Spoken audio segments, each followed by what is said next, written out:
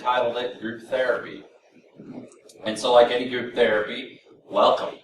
I'm not just Brandon, a user of DLP, I'm also apparently really good at it. So hopefully what I can share with you today, you can take back to your own shops and maybe get your program off and going and running and doing more than what you are doing with it today. Or maybe just like any good group therapy, if you think you've got it bad and you start listening to this, you realize, my God, I might just have a great program going on.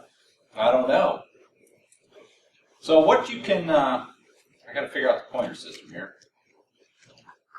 So what we're going to go over today is a little bit of how it works, why you should be using it, maybe some tips to convince management, right? I don't know if anybody here has any problems talking to your leadership about why this is so important. And then how to do DLP in maybe some creative ways. Some good examples, maybe some not so good examples, some downright dirty business. And then how to look overall just enhance security once you actually get going in your DLP program. You start finding things, you want to do things about it. Now before I start, I got to understand who I'm speaking to. So, show of hands, how many people here have a current data loss prevention product program in your environment? Okay, about 20%. How many people here are getting ready to try and do a DLP program? Okay, one. Come on in. Sorry. No, welcome to group therapy. It's an inside joke. I'm sorry you missed it. And then how many here are just here because it seemed like the coolest of the tracks that you were given a choice to go to? All right, a little ego boost here, make me feel better. All right, well, first off, before we get going, there's going to be parts of this that are more prescriptive to where I'm going to be talking and giving you some guidance. There are going to be breaks within the presentation where I'm really looking for your input. So I call it group therapy. Feel free to chime in. I'll let you know when those moments are because every program is going to be a little different depending on where you work, your customers, your environment. So I always like to start everything off with a joke, right? Because I can't be serious. Those what my mom thinks I do, what my brother thinks I do, what my kids think I do thing. Data loss prevention is no different, right? What society thinks of us is glorified mall cops. My family seems to think I'm this great Sherlock Holmes. I don't. Okay. My boss, now I like to think my boss definitely thinks I do better than just sleep on the job. My customers, on the other hand, they always think that I'm out trying to find the bad stuff. Of course, I think I'm cool as can be with my glasses and my little earpiece. And then lastly, what I really do is just sit in front of the screen all day looking for patterns. That's the reality of the situation. It's actually not. So what is DLP? Just real quick. There's really two kinds of data loss prevention, right? It's when things leave your organization, we call that data loss. It's gone.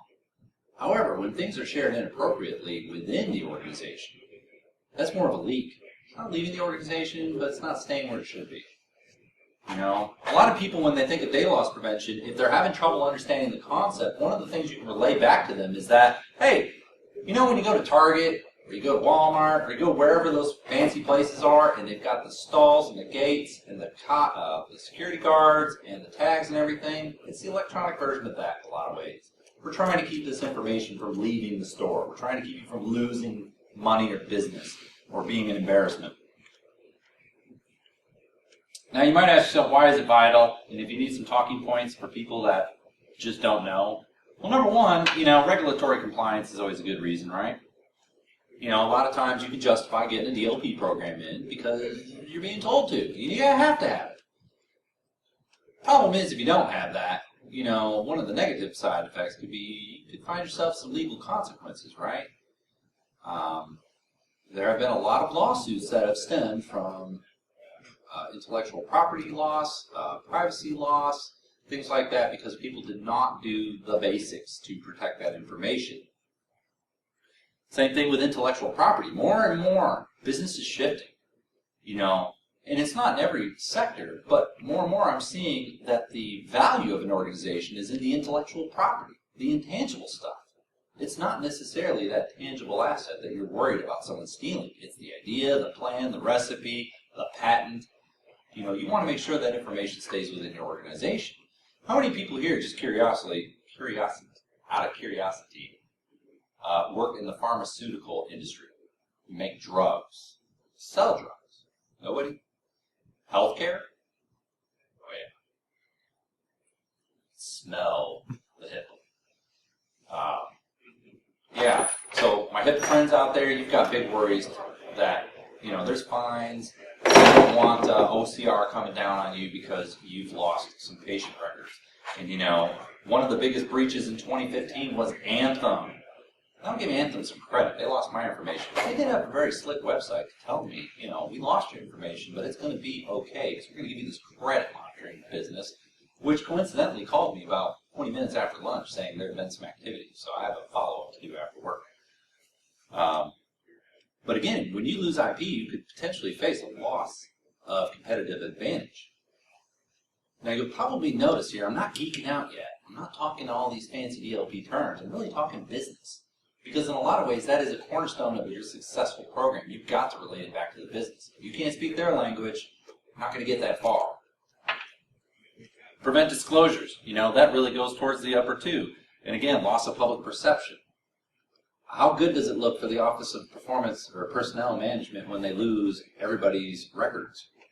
Yeah, thanks guys, you lost my records too. That's awesome. Did I get credit protection from OPM?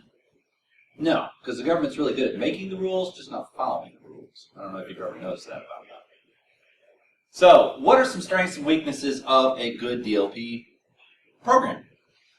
First off, a lot of these programs you can get out of the box. Symantec, McAfee, there's a dozen of them out there. And more companies that deal with transport of data are offering you DLP-like capabilities. Well, many of them are central administration, policy. They're always touted as being easy to deploy. And that is true. Most of them are very easy to deploy. Emphasis on keyword deploy. And some of them even ship with some anti-tampering products, which is important if you've got a very constrained environment that is heavily regulated, and you have to make sure your products are not being tampered with. PCI environments, for example. And they work best, though, when you have policies and data classification. On the flip side, oftentimes most DLP products are limited to what they can actually extract out of something, right? Now, there is a shift coming in OCR and some other things, like Symantec just unveiled.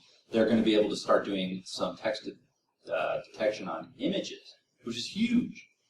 Because that's always been sort of an easy way to get data out. Scan it and send it out. Nobody can read it. I mean, unless you have some dedicated OCRs things going on. But there's always a way to get past DLP. They're usually really expensive too, right? I mean, in an age where 2015 saw so many breaches in it, more so than the previous 4 years, the salespeople are, and no offense, I love my salespeople, you guys are good, but they're talking to my bosses and the executives saying, you need this protection, you need to wear this helmet when you ride the bike, otherwise you're going to fall and crack your skull. And people are listening to it because now they're seeing other things happen in the industry. And we'll talk a little bit about that later. But I want everybody to keep something in mind. DLP as a product is great, but if you don't have a program, that product is not going to do you a lot of good. And by program, I mean there's a lot more than just putting in a Symantec system and starting to scan. You've got to actually start doing some things before that. You need to do some risk assessments to justify it. You should have a governance body that should really be over the whole thing so they understand what they're getting out of it, and they can advocate for you as well when you run into those executive roadblocks. Compliance is always a good thing. Policies are excellent. DLP is a tool like a hammer, right? You're going to use it to build something. If you don't have a blueprint to model it against, you're going to build a really wonky-looking birdhouse, okay? Same thing with discovery and remediation. Those are always the end steps, and most people like to do this backwards. Have you noticed that? The people that have the DLP in their shops, they like to go backwards for some reason. I've tried to go backwards. Let me tell you, it doesn't work very well at all. In fact, the only reason I got good at doing this was because I failed a few times before I actually figured it out and got it right.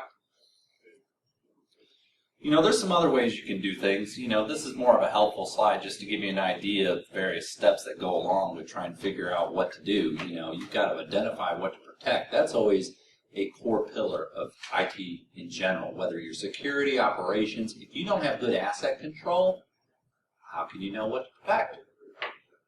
How do you know what you have to protect?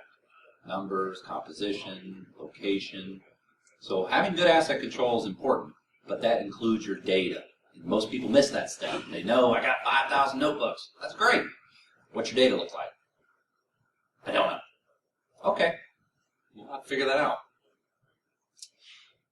One of the big steps into getting into any program and doing all the stuff I just talked about is you gotta get management on board. Now, sometimes management comes to you because they go to a Gartner seminar or something like that. And apparently the speaker before me was a little short. Better at adjusting homes. All right. They'll go to a Gartner seminar, they'll hear the buzzword, they'll come back, hey, let's do DLP. Well, that's great. That's good. Ride the catalyst.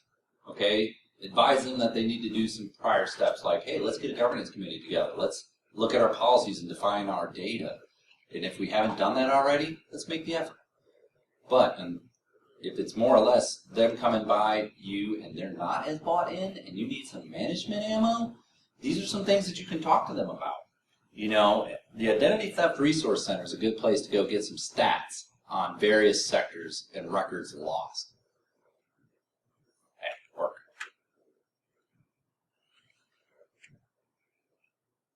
Oh, yeah, sorry.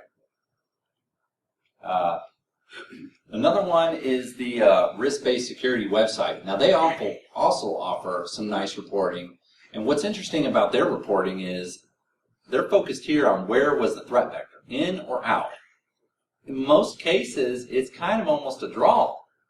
You know, in my personal experience, 2 out of every 3 incidents I investigated was always an internal job, be it an accident, very few malicious, but very rarely was it actually somebody from the outside breaking in and doing something. It's mostly Joe Blow at his computer who doesn't know any better, doing something bad, and he doesn't even know he's doing it. What's really interesting in that same report is they realized that in 2015, if you notice something, there's a cycle here. So 89% of those records lost were electronic.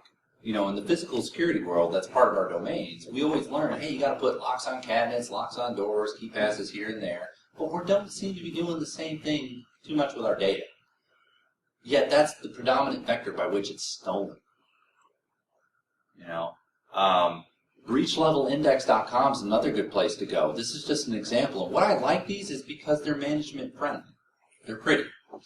Management doesn't necessarily need to know the ins and outs and the details of stuff. They want to know big numbers. Because what they're looking to gauge when you talk to them is, what's my exposure risk? How much of a problem is this going to be? And will I get in trouble for this?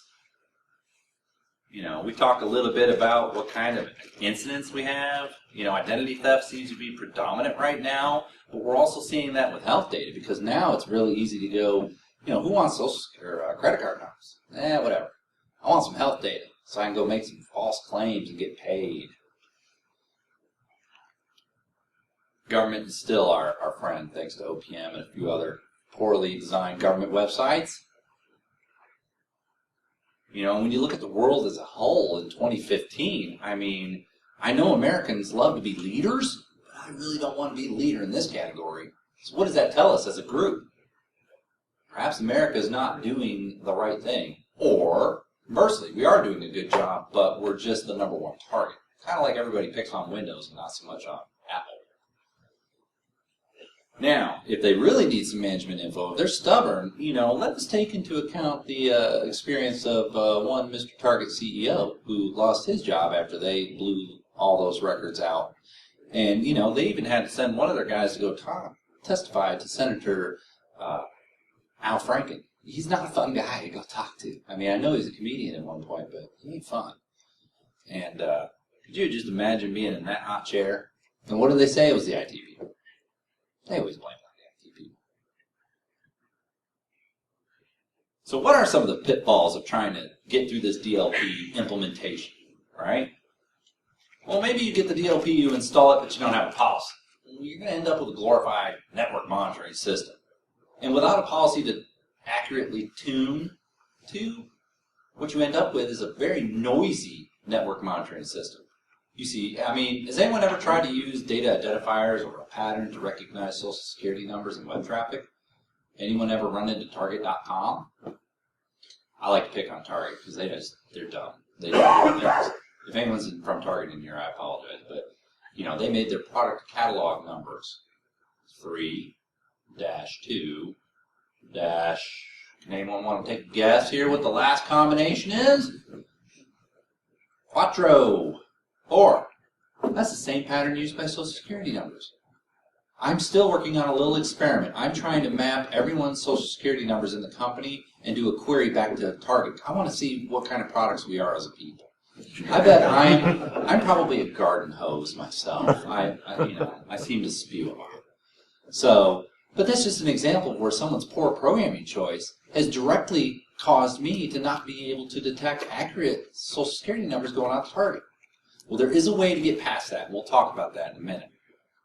But if you don't have any management support, it's just like football, man. Just flag on the play, start over. You're just not going to go anywhere with it. I guarantee you that. I've tried it. It didn't work. I thought I could convince my boss that this was cool. Yeah, I did this POC. It's cool. We can find all this stuff. That's ridiculous. Okay. Why? Because if you don't tune your systems and get out the false positives, do you have a truly trusted system? Or do you have just this noisemaker that looks cool?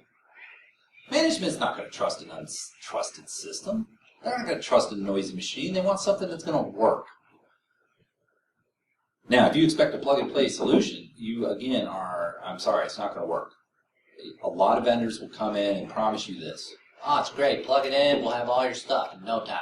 That is great. I've seen them try it. It hasn't quite worked out. It looks good enough to impress people that buy stuff, but not the people that use it. Most importantly, how many people here in their shops actually, show of hands real quick, have an awareness program for people that talks about data classification, talk about how to handle things separately? Okay. Educating the employees is king. Again, I always live by the philosophy, it's a layer 8 world. Now, if you understand the OSI model of networking, it goes from 1 to 7. The 8 part, that's me and you, people actually using it. And unless you can get people to model their behavior correctly, it doesn't matter what kind of controls you put into it. I mean, bar none, you could cut the internet connection, that's about it. They'll do it, unless you tell them not to. And it takes a lot to change the human firewall. Lastly, you're very enthusiastic and you decide, I'm going all in, baby. It's Vegas poker. Turn the block on. That is not going to work. That is going to derail your program quicker, and it'll probably get you walked out the door. I do not advocate turning the block on immediately, because if you don't prepare the environment, the people, the managers, the expectations, because a lot of what you've got to do is tune that product to meet your organization's process needs. And there may be, and believe me, it takes a while. So let's talk about my personal experience for just a minute as an example. Like I said, I've failed a few times. Now, I've been doing this for a long time, but this is more or less about where I work now. And, they did this. They got really excited about this program. They spent the money. They bought it. They put it in. They're doing great, right? Everybody's expecting big things. No, that's not quite how it worked out. It didn't go very well. It continued to not go very well. And then they hired me. Now, I am going to toot my horn a little bit. They hired me, and I'm like, oh, we got to redo this. And we did. We wiped off the current installation, and we started from scratch with the program. And one of the first steps that we did was tune it. We turned it on. We targeted very specific types of data, and we just tuned. And it took a while, because some processes in your organizations may not kick off on a monthly basis or a weekly basis. They may be quarterly. They may be biannual. They just may be yearly. And you've really got to watch for those things. And it takes a lot of work to discover how those things work, especially in institutions. Anyone here work in a place that's mostly inside head knowledge? People don't necessarily write it down. It's always like, hey, what's going on here? Oh, you got to go talk to Joe in finance. He knows all about that. Okay, you go talk to Joe, and he's like, oh, I used to do that. You got to go talk to Sally. She took over. And you find yourself just chasing your tail trying to figure out how this damn script works, or what this process is doing, or why it's even done that way. And most of the time when you do find the people, you're like, why is it done this way? I don't know. What do you mean you don't know? It's yours. Well, it's just, it was given to me. That's just how we do it. That's how we're going to do it. That's how we've always done it. Okay. So then you finally arrive at what I call the promised land, right? You're actually able to be effective. Block. In the DLP world, there's the monitoring, and that's all building up, and then the effective world is the block. You can actually start paying dividends to the risk people, saying, hey, it's time to pay off. And that makes you a winner. That's right. I was supposed to have some class. I was going to put my face on there, but he's much better looking, so we'll just stay with that. So let's talk a little bit about some traditional use cases, right? Controlling information, data classification, drive control. Anybody doing any of these things now? You know, some people do use their data loss prevention product as a means to sort of ferret out where the gold is in the kingdom. You know, and that's not a bad way to do it. Okay, if you've got file crawling capability like a Semantic Discover or a McAfee product, something like that, that can go out and actually troll the terabytes or even petabytes in my case of data out there, figure out what's going on. And that's a good way to start, but I wouldn't call it the end game. The big thing is you've got to be able to do some data classification. Now, device control is always nice, because ultimately you can put all these cool controls in there, and I can just walk in with a USB device and circumvent them all. So if you don't have some kind of removable media in there, you have a problem controlling the data. But there are some non-traditional use cases. Anyone here actually using their DLP to do employee monitoring? You might not want to raise your hand on this one, depending on who's in the room. You know, I've used it in the past, what I call the naughty word list, right? You know, most products ship with the naughty word list. You know, kind of different things: sexual, cussing, I'm quitting, I'm cheating, I'm sabotaging, I'm what's the word I'm looking for? Espionage, things like that. Some of them are better than others. I've experimented with turning them on at where I'm at. It's kind of worthless, so I just turn them off. But they're not a bad way. In an environment where people are quick to turn over sometimes, it's a good way for you to sort of get that heads up that somebody might be leaving. Same thing with malware detection and blocking. Let me give you some examples. So for the employee using monitoring use cases, right? Maybe somebody decides, you know what, I've had enough of this place, I'm going to leave. What do people always do before they bail? Especially salespeople. Again, no. They got to bring everything. Here's everything I worked on. Here's everything I might need. You know, it's my body of knowledge as a professional that I want to take with me because I could just reuse it. Well, that usually means they're going to read the hell out of your network. Maybe their home folder. So in this particular case, maybe you start looking for something that meets a threshold. Like, you know, most times they read, you know, whatever, so-and-so every day, every week. But for some reason, for the last week, I've seen this person spike. Maybe you want to go take a look at what that person's doing, where that information is going. Espionage. You know, again, patterns of read activity, but, you know, they may not fit the baseline. It's not, hey, I'm going to look at my mailbox, and I'm going to look at my group folder, and I'm going to look at my home folder. It's, I might be looking more sporadically. Like, hey, I work in IT. Why am I doing so much reading in the finance folder? Or I work in sales. Why am I doing so much in accounts payable? So that's where having groups within DLP can help you look for those patterns, right? Segregation of duties. Do salespeople need to be looking at accounts payable? Probably not. They probably are more concerned about accounts receivable. Sabotage. Now that's where you start looking for some patterns of write activity. Somebody's actively modifying things. May not be to your knowledge. Same kind of deal. They may not fit the baseline, so you got to look for the outliers. Some programs like Semantic DLP are not as good looking at that as others I've seen.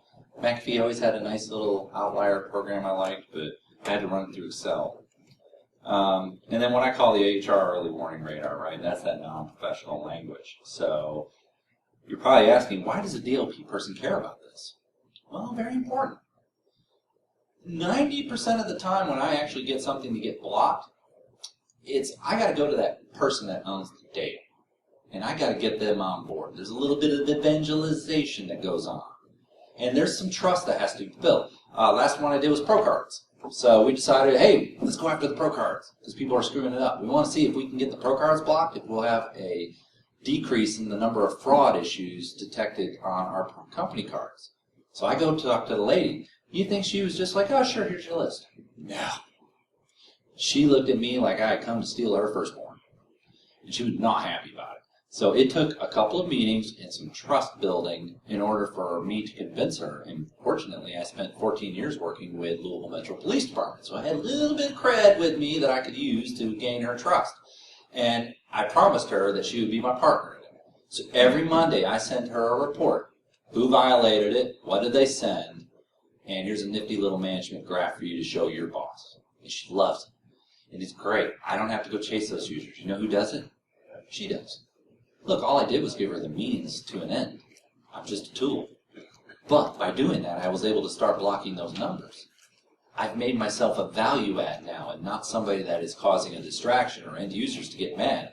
And here's a situation where we got a bunch of people that are trying to pay bills using their credit card and they're pissed. Guess what? I got the management get out of jail free card on this one. It's a good thing.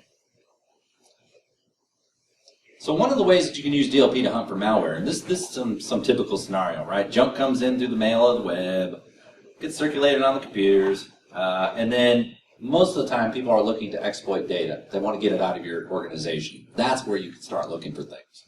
And so if you've got a DLP product that's sitting in line with your firewalls, maybe you're doing some SSL decryption, you're able to look inside those secure streams, or you're integrated as a mail relay, so encryption isn't even a big deal unless you're actually encrypting the message itself. So you remember the Ashley Madison leak? You know, that was a big one, right? All their membership got spewed onto the web. A bunch of, what do they call that when you blackmail? What's that called? There's a better word for that. Anyways, a bunch of guys got basically tuned up by people looking to extort some money from them by blasting them out on the web that, you know, they're a cheater. Well, think about it. We're in a generation now where we still have employees in our workplaces. Their first work address, their first work email address was their first email address. They didn't, you know, this is before we had ISPs at home. This is somebody coming to work and it's like, congratulations, you have an email address. Oh, okay. And they've kept it. And that is, they don't see a difference between doing work and personal on it. So why not, if they're going to sign up for maybe a shady service, use their work address? They don't think anything of it. So I'm looking for these. Fortunately, I didn't find any. We have good, you know, good morality at work. But that's another example of where you can take an outbreak, or you can take a recent breach of a questionable matter, and you can look for that activity to make sure that your employees are not getting extorted. You can help them. Because, I mean, if I was going to get extorted, would I like go to my boss, I need some help? No, I don't think I want him to know that I've been, you know, inappropriately using the website. Or how about finding crypto malware ransom notes? You know, that's the problem with crypto malware is that it's so quickly evolving, right? But what's the one constant about it? I mean, the antivirus people are having trouble keeping up with the detections. The IDSs are having trouble keeping up with the endpoints involved in it. But you know, they all seem to have a common thing, and they like to leave a ransom note where they go. I look for the ransom notes. Now, is that as great as blocking it? No. But it's my early warning radar that we got a big problem, because the earlier you stop crypto malware, the better your end result's going to be, because the longer you let it go, the more data it's going to encrypt, which equates out to the long restoration time. Now, I can't confirm nor deny that any of my current employers have had this problem, but I have been witness to this before, and it's brutal. Thank God for sand snapshots. Or how about obfuscation methods? Anyone familiar with obfuscation, where people sort of translate their code into something else to sneak it in and then recompile it when they get there? A lot of times those commands they would use would trick or maybe trick something in an AV, but if you know what to look for, this is all based on essentially building my own malware rules, right? It's based on a couple premises. If it has a text pattern, you can probably detect it. But you always got to make sure you test your rules, okay? Don't always put a rule out there and just say, we're good. Test it, or you'll get burned. I subscribe to a number of threat intelligence services. I like Krebs a lot. He focuses on, I mean, this is not something that's very broad, very quick. It takes a lot of work on your part to do this, because you got to extract the information from these services, and you got to figure out how can you look for it in your environment. But a lot of times DLP is plugged into a lot of ins and outs, and it gives you an extra layer of visibility that some of these other detection engines don't necessarily offer you. Or they're controlled by other groups that you don't have access to, and DLP usually falls under the purview of security. Then you got things like US CERT, InfraGard, SANS has a blog, Krebs has a good one, Proofpoint. Emerging threats is what I'm working on. We subscribe to emerging threats. I'm trying to figure out how can I extract that list into an actual, whatever it is, 9 million IP list, and then use it as an endpoint file on my DLP clients. I mean, how many people enforce, show of hands real quick, when their notebooks go off network, are your users allowed to connect to any wireless network and go to any website, or do you force them back through VPN? Yeah, I see a lot of no's, I see some yeses. So how the heck are you watching where the data is going when they go into the shadows? Well, if you put a DLP agent on their machine, it doesn't care which network they're attached to. But when you leave the corporate network, you mostly leave all the parent's house, right? There's no cool rules, there's no cool firewalls. It's just whatever you got on your machine, you're on your own. Well, by putting an emerging threats list on there, you can kind of extend that coverage to the machine, no matter where they are. And you get some nice alerts from it, too, if they trip it. It's just writing the script to actually get that to work has been a challenge. Apparently turning CIDR notation into an actual list of IPs, it's hard for this old geek. But you always got to know how to circumvent your own rules in case you overdo it, and you got to quickly get to something. And the problem is your policies are going to get stale real quick. Malware, breaches, things like that, they're all fads. They change. That Ashley Madison rule hasn't been active for months. Now, real quick detection tweak. That's the teaser. Anyone seen this before? Do you know what this is? If you do, you're not allowed to participate. A big part of DLP, what makes it difficult, is detection. Finding what you're looking for. Does anyone see the cat in this?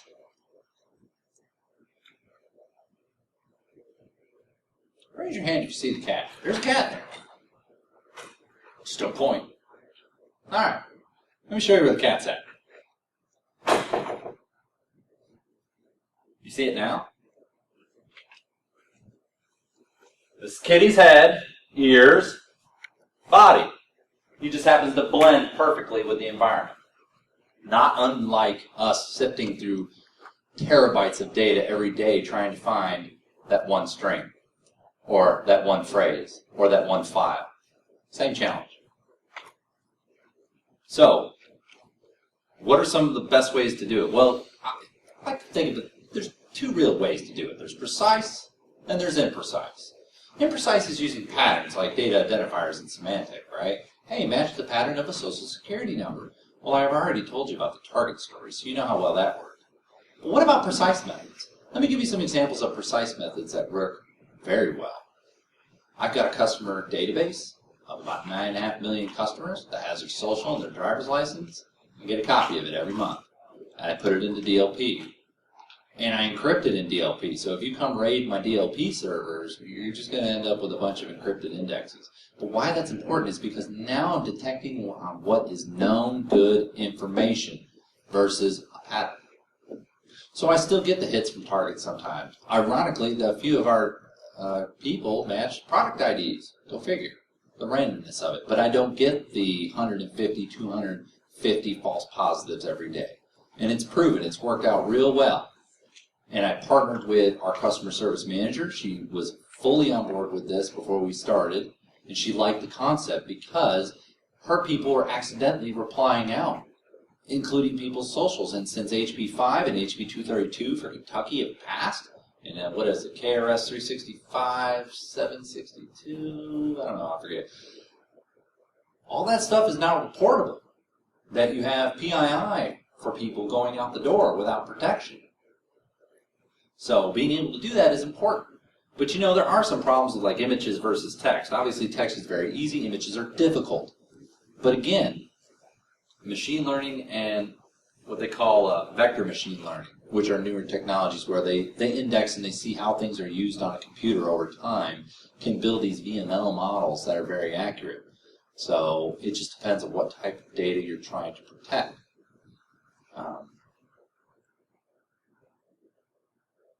Don't crash. Apparently, no internet means bad. All right. Now, there's always a bunch of ways to get around in DLP. And it's kind of funny, encryption, right? What do we always tell people as security professionals? If you want to protect it, what do? Encrypt it. Problem is, if you encrypt it, you can't inspect it. So, you know, and there's a lot of unmonitored vectors. I talked about that shadow spot in people's networks where you take corporate assets off the network and you allow them to go anywhere you want without being monitored. That's an unmonitored vector. Everybody remember when you first got your first iPhone hooked up at work, right? What was so cool about it? You could do Gmail and corporate mail at the same time, right? Like, you could get a Gmail from somebody, and if you just wanted to send it into work, you just forwarded it. But you just changed the from address to your own. So, I mean, it doesn't even come from Gmail. It just comes from your phone to the corporate mail. It pivots. You know, now we got MDMs out there that forbid that. We talk about containerizing information as a way to get it through. But there are some things called advanced evasion techniques, right? And those are, they're brutal, and they're very hard to protect against. And so you are always going to have a problem with people breaking data up. You know, if I wanted to steal your credit card numbers, you know what I would do? I would take the first 4 digits of the list, put it in its own file, the second 4 digits, the third 4 digits. And then, even better, I would change zeros to A's, you know, ones to B's. Next thing you know, you got alphabet soup, and it doesn't match a credit card pattern. How do you defend against that? That's pretty strong. That's so basic of a kung fu move, but it works. So, what is the problem? How do you even defend against that stuff? Well, the biggest thing is this. It's data disorganization and network architecture. I mean, you know, it's most of the stuff is just, my God, my kids' room is more organized than some of these file servers I've run across. You know, and we're not just talking about the stuff at rest. We're talking about the stuff in motion. How many people are familiar with doing DLP for data in use? Anyone heard of that one before? A couple of you? Essentially, the difference is at rest, it's sitting static, you're waiting to hit it. In use is when, or in motion is when it's being moved around between hosts to be used. And then in use is, let's think of a database, right? I'm in a database, and I'm doing things between files or fields and tables. How do you, manipulate? How do you protect someone from manipulating that? And that's a whole different ballgame. Most people just stick with it, use and motion. Well, first things, you can't protect what you don't know. You've heard me complain about, the lack of asset management. Well, most people, you got to have some kind of labeling system, right? I mean, go to a doctor's office. It's always against the wall. You see the whole chart index, right? Blue labels, green labels, yellow labels. They all mean different things. You go to look at most of our file systems, and it's messy. It's spaghetti junction. It's usually done by group who owns the data, and then they do whatever they want. It's all mixed out. How many times have you done an audit on a file system and find out, hey, do you realize that everyone's performance reports is like read everyone? Oh, well, no. Wait, we should fix that. Yes, we don't want everybody reading everyone else's performance report. Those kinds of things. So using some kind of labeling system, whether it's a pseudo-military one, your own proprietary one, confidential versus privileged versus public, something is better than nothing. Ultimately what you want to arrive at is you want to be able to take that messy file cabinet and you got to put it together and get it organized. And that's the part most people don't want to do. That's the pain of the program, is getting people to retroactively clean up their rooms. They'd rather just kind of like, can we just do it going forward? The other part is the networks.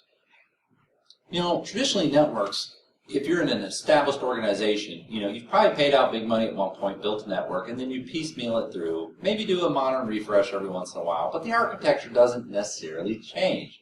Most people just say, Oh, we'll just put a firewall on. We'll just put a firewall. It's cool. Yeah, we're protected now. We're safe. Oh, okay. But in a lot of networks that you look at, if you want to do data loss prevention, you're talking about controlling the funneling of information, who has access to it.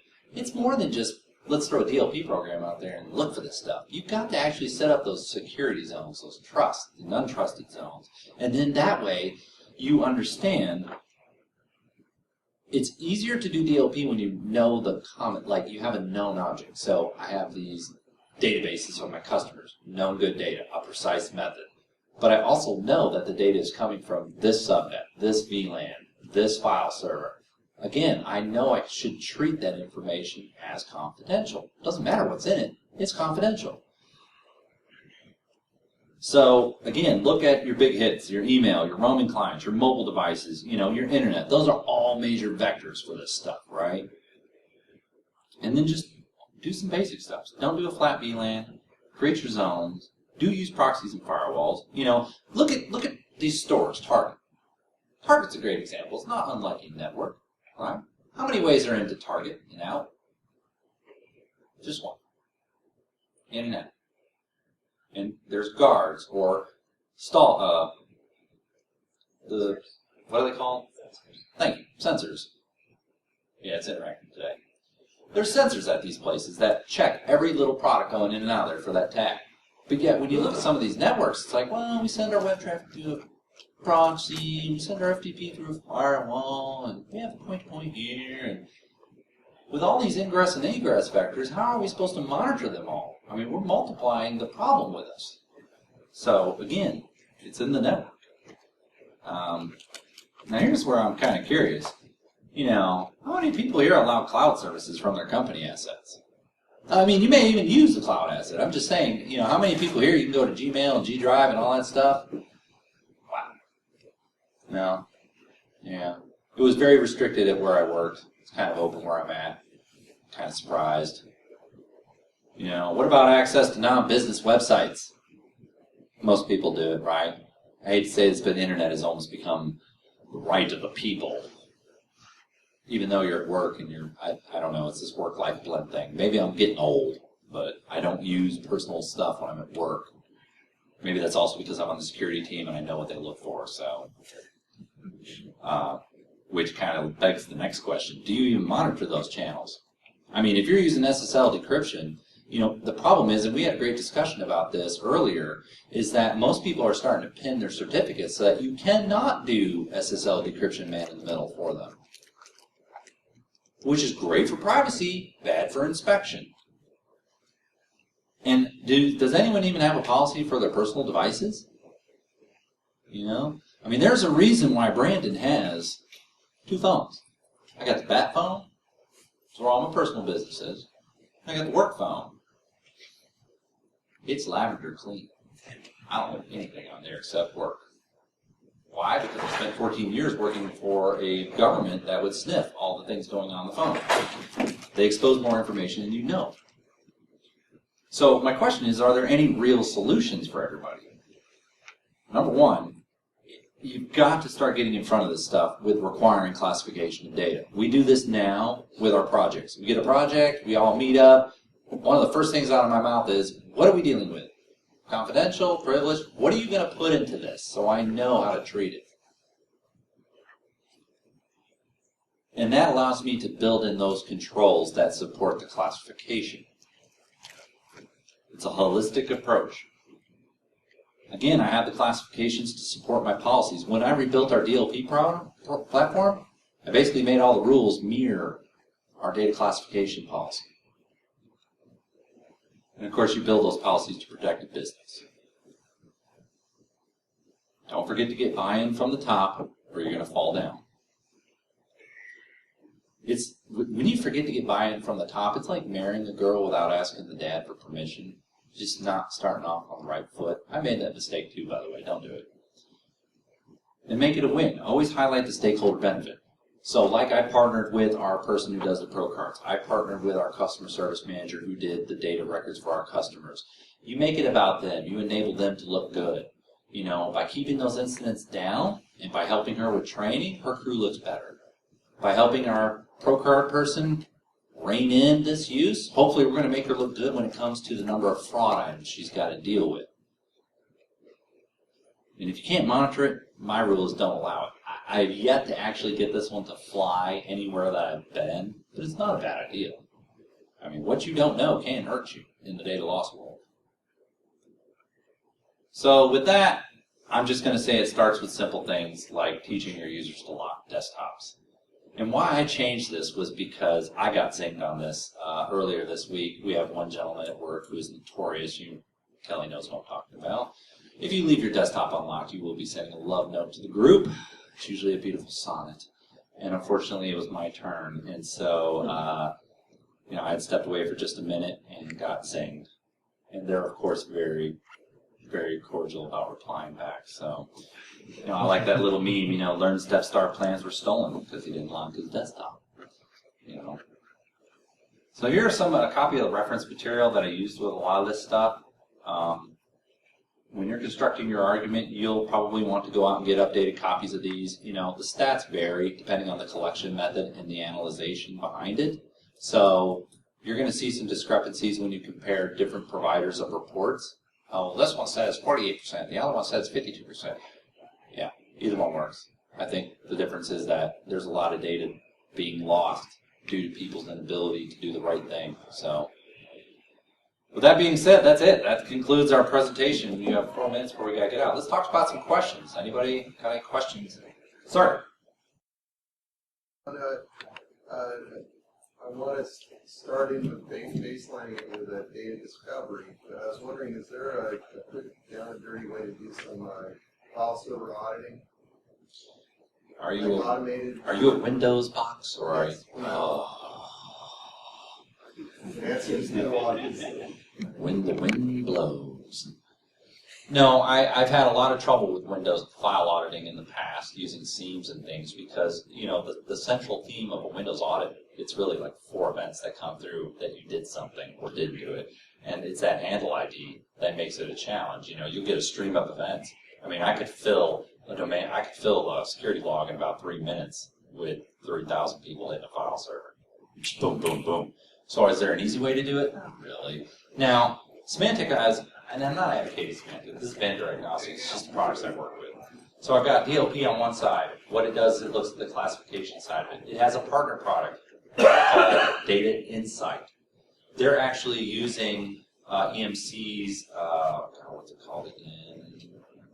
I don't know, their audit method to send them events back to the Data Insight. What it does is it figures out who's doing what. How much of it are they doing?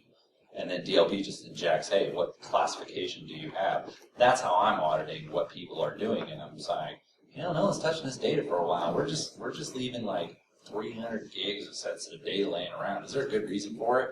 Turns out there actually is. Well, for compliance reasons, we need to keep this data. Okay, never mind. Yeah, I'm sure. That's why I call group therapy. I see a lot of head knocking. Yes, they tell me this too. But that's a good question. You might want to look for some freeware products to do that. I don't know what kind of environment you have, what size, or how open they are to bringing freeware stuff in there. But, a lot of times it's just sort of, I get it. A lot of people like to bring the discover part in. That's where you can work with your partners and your resellers to hopefully maybe get a proof of concept where they do come in and they do a crawl for you just to give you enough information to realize big problem, little problem, am I well organized, am I off base a bit? I don't know, because that's usually, a very inexpensive way to do it. So, it's a good question. Thank you. Miss, you had one too. So, we had somebody come in and audit our DLP like a year ago. They said the same thing, you should monitor everything as you said. So, we turned on monitoring for everything, even the encrypted paths that we had where data should have been stored sensitive. Mm-hmm. So, we do get a lot of noise because I know these users are accessing this data that has, sensitive data in it, whether it be credit cards, social security, whatever we classify as sensitive. And of course, I want to monitor, still have the capability of monitoring, but how do you reduce the noise? That's a really good question. So establishing baselines is an important part of doing that. So in a baseline in this particular case would be, who are the authorized peoples to do this? And can we maybe sort of not alert for them? We know they're going to be doing this on a regular basis in this group of folders of this location. So with those two put together, I would say maybe we don't send an email. We might just register an incident and close it. We know it's there. That way, if there's ever a question, we can go back and say, well, yeah, they did, but that's normal. But we do want to write an incident if somebody outside that group tries to do that. That would be going off baseline. You know, I've got a couple people that have some data they sent out that is critical, and I've had to write some exclusions and minimize their impact because they're noisy. But they're expected. But it took a while for me to figure out who they were by analyzing the data. So, good question. Baselining is hard to do. It takes a lot of time, and people kind of get frustrated with you because they're like, when's it going to be ready? When's it going to be ready? When's it going to be ready? When I'm done, chill. Now, that's a very streetish way to say that. You can't obviously talk like that to your manager. You know, you got to use terms like, well, if I was to conclude the baselining too early, that would result in a very high disproportionate rate of false positives, resulting in an unnecessary amount of calls to you, and especially a possibility of irritating upper management, or something like that. That's where it's at too. They wanted it on all the information. So just trying to figure out what's better. I honestly, I mean, we suffer in this, I don't even know if that works. One of the problems in IT security in general is anyone work with SIEMs, security incident event monitors? Okay. What are they? Noisy. Yeah. Okay, so what is the human tendency to do when you get noisy? Tune it out. But then you're missing the point of it. So if you have something that fires on a regular basis, but you need to keep it for compliance, don't fire an email, don't do a rule or an alert, or just put it down on the baseline, just record it for compliance sake. Look for the stuff that matters. Okay, look for the stuff that is not right or you've not seen before. We've had to do a lot of tuning with our IDS, our SIEM, our DLP, and it's a non-stop process because it's a reflection of your environment and human behavior changes, business changes. You've got to upkeep those rules. That is the hardest part. I'm only allowed to spend maybe 5-6 hours a week tuning the system. I got these other things I got to do, so it's just. Some weeks I feel like I'm brain damaged. Other weeks I'm like, I do good. I remember I made a mistake with a rule, and next thing you know, that thing was detecting on every packet. I fired off, I think, 850,000 emails in a span of about 30 minutes. And I corrected it within the first 2 minutes, but the system queued so many damn incidents, and they were hating on me. I thought they were going to, and they weren't going to fire me or anything, but my boss was mad because I basically drained his iPhone, I think, in about 20 minutes. Yeah, that's where the whole testing of the rules comes into play. Like, maybe we shouldn't fire an email on this one. Well, we'll do that next. What DLP solution do you use? So I've had a lot of experience with the McAfee endpoint products with their DLP 9 series. I'm currently using the Symantec. It used to be known as Vontu. It's getting purchased by Symantec. They rebranded it to DLP. Now we're up to 14. 14.5 looks cool. 14.5 or 14.6 is actually where they start talking about bringing in that OCR technology. But it's kind of rudimentary. You have to scan known forms, and then they know the form, and they look for changes to the form, like people filling it out. So you have to identify which fields. It's not quite there yet. It's good. It's better than what we got. It can actually rip into CAD drawings, which we're a utility, so we do a lot of CAD drawings. Those are notorious for hard to find information out. So yeah, it's not perfect. You're never going to get 100%. But what really helps is when you're in that monitor mode, if you can catch a few people doing some not so cool things. I caught somebody that had 5,000 social security numbers of other people. And that was a great catalyst for me to go to my boss and be like, winner, winner, chicken dinner, we got it. And next thing you know, I'm blocking. I hate to say that, but a lot of this stuff is catalyst driven. It's human nature, right? I mean, look, we tell people to wear bike helmets, right? How many people wear bike helmets? Not a lot.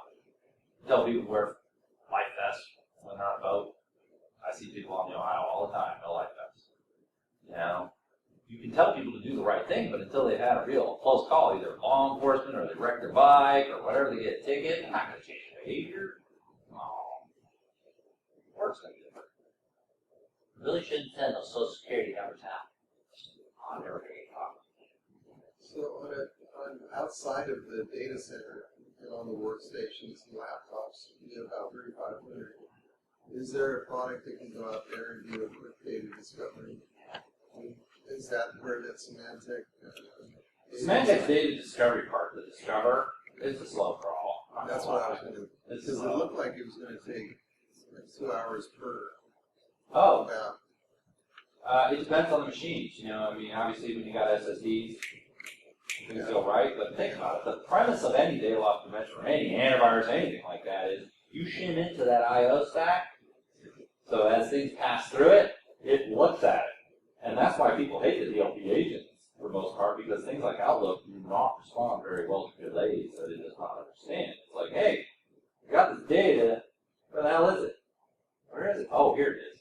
You know, so Outlook likes to freeze.